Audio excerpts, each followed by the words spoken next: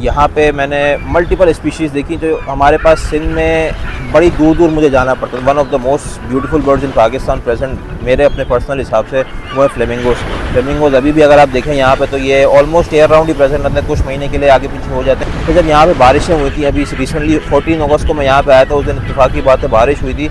मैंने जब urban forest को ऊपर से देखा, आप यकीन करें मुझे ये किसी जंगल से कम नहीं लगा। मतलब इंतहाई खूबसूरत फुल लश ग्रीन।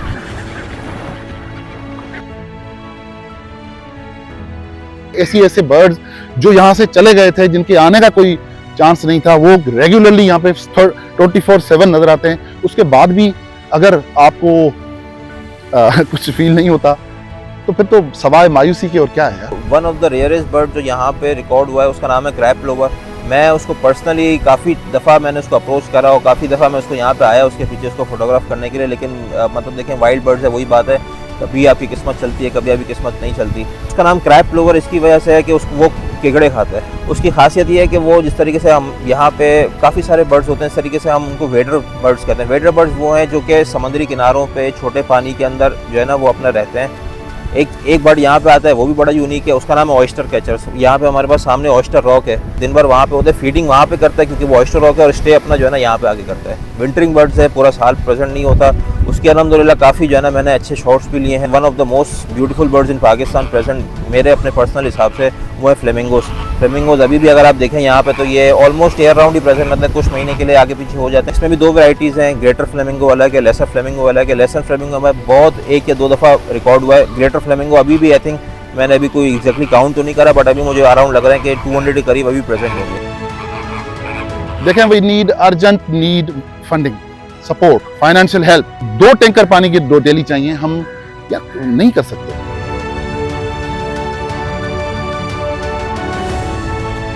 यहाँ पे मैंने मल्टीपल स्पीशीज़ देखी जो हमारे पास सिंध में बड़ी दूर दूर मुझे जाना पड़ता था। फॉर एग्जांपल मैं कराची बेस्ड हूँ, तो कराची से अगर मुझे कहीं भी अगर फोटोग्राफी के लिए जाना है तो मेरे लिए नियरेस्ट पॉइंट जो है ना या तो मेरे लिए पोर्ट कासिम होता था, या मेरे लिए हालेजी होता था जो ठट्टा के अंदर है, या फिर मुझे कीरथा जाना पड़ता था जिसके ट्रेन बहुत ज़्यादा हार्ड है।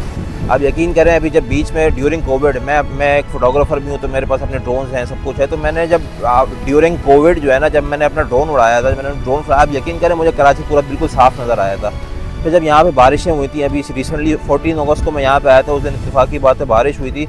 मैंने जब अर्बन फॉरेस्ट को ऊपर से देखा, आप यकीन करें मुझे ये किसी जंगल से कम नहीं लगा। मतलब इंतहाई खूबसूरत फुल लश ग्रीन। बट वही बात है कि पोल्यूशन यहाँ पे एक छोटा सा फॉरेस्ट जो है ना हमारे पूरी कराची की जो है ना पोल्यूशन को सफाइस नहीं कर सकता। हमारे लिए बहुत महंगा पड़ता है। हमारा पर मंथ का जो एक्सपेंसेस हैं, ठीक है मैं मानता हूँ कि भाई हमारी अपनी चॉइस थी कि हमने इतना पागलपन क्यों अख्तियार किया, लेकिन ये कि पागलपन की बुनियाद पे हम अपने लिए तो कुछ नहीं मांग रहे ना। हम तो कहते हैं कि जो काम है अगर अच्छा है, आपको अच्छा लगता है, अच्छा है तो उसकी सपोर्ट करें ना। अगर उसकी सपोर्ट नहीं कर रहे तो फिर आपकी चॉइस कुछ और है। फिर देन अगर आपकी चॉइस यही है कि to being a suicidal to kill your own self, तो फिर हमें क्या पड़ी है, हम भी चले जाएं कहीं जाके नौकरी वोकरी कर लें या कहीं और चले जाएं। पाकिस्तान के अंदर अल्हम्दुलिल्लाह हर साल तकरीबन आई थिंक जो सेंसस होता है, मैं इसको एग्जैक्टली कोट नहीं कर रहा, बट जो एक मैंने रफ स्टडीज़ करी हैं वो 6 to 8 लाख बर्ड्स जो है ना वो माइग्रेट करके पाकिस्तान में आते हैं। हमारी कौम का एक मसला जो है ना वो ये है कि हम रियल एस्टेट से पैसे कमाना चाहते हैं, और यही वजह है कि अब इकॉनमी जब गिर रही है तो अब रियलाइज़ कर रहे हैं कि हम रियल एस्टेट को क्या करेंगे, खाएंगे। ये बहुत सारी कॉलोनीज, ये इदारे ठप हो चुका है, क्योंकि इकॉनमी आपकी मैन्युफैक्चरिंग से होती है, आपकी इंडस्ट्रियलाइजेशन से होती है, और वो नहीं हुई। तो अब शायद ये भी जगह जो है लोगों को इस तरह नजर आती हो कि it could be a very good place for housing and other things. और ये एक ऐसा स्पॉट है कि उनके रूट्स हैं। अब एक रूट जो है ना हमारे पास यहाँ से होता हुआ फिर ये अपवर्ड्स ऑफ सियालकोट और ये जो है ना अपर इंडिया की तरफ ये यहाँ से मूव करते हैं। तो ये हर कंट्री के अंदर ऐसे स्पॉट्स बर्ड्स के होते हैं जो वहाँ पे रुक के वो फ्यूलिंग करते हैं। तो basically urban forest is a fuelling spot for all those birds. जब से ये बना है तो यहाँ की इकोलॉजी में जो चेंज आया ना उसकी वजह से जब यहाँ के इतने काफ़ी सारे बर्ड्स ने यहाँ पर अपना जो है ना रुक करा है।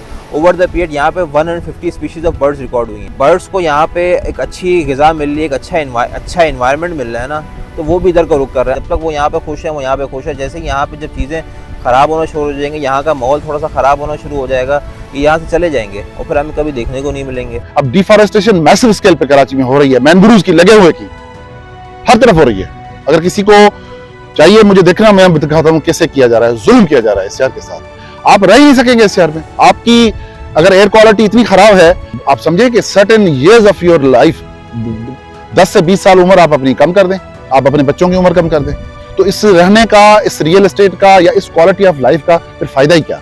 कि मैरीन इकोसिस्टम शहर हो और आपके शहरों में सिर्फ कौवे और चीलें उड़ रही हों।